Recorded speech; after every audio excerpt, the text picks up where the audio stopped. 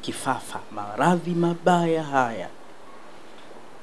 Kuna kifafa cha majini na kuna kifafa cha mashetani.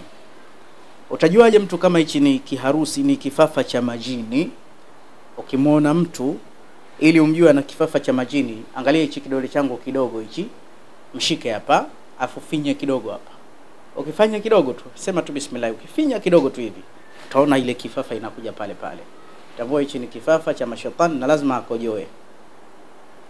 Na kikimjia hichi cha mashetani, kwa muda ule ule anaweza akapiga watu.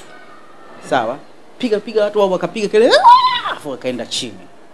Hichi ni kifafa cha mashetani. Sasa nikusaidie dawa yake bila shaka. Chukua glasi ya maji, chukua ujazo wa glasi ya maji, alafu yale maji yachemshe.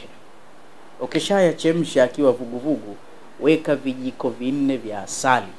Ukishaweka vijiko 4 vya asali, somea suratul jinni 1. Ile hewa yako ingie mle, qul uhiya ilayya, mpaka mwisho. Kisha mpe mgonjwa alioathirika na matatizo haya.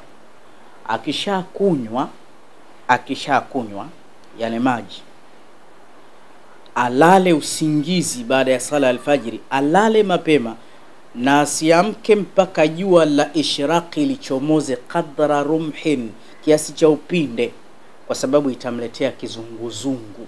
Kuna mapambano makubwa sana ya kumkamata jini huyu. Kwa hiyo akiamka mapema lazima ataletewa kizunguzungu na utaona kama umemzidisha. Kwa hiyo azuiliwe asiamke mpaka ule muda.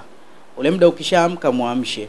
Zoezi hili lifanyike siku 3 mfululizo. Inshallah ile hali ya kifafa itaondoka. So mtu kudondoka zaidi ya mara 3 mara 4, upeo wa akili unapungua. Unakuta mara nyingine mtu alokithiri kifafa anakuwa haiko sawa na ni hatari, kwa sababu kile hakina taarifa, aweza akadondoka kwenye maji. Hilo nalo ukishindwa kucheza nacho, basi nione mimi pia nitakusaidia. Najua kwa njia nyingi sana.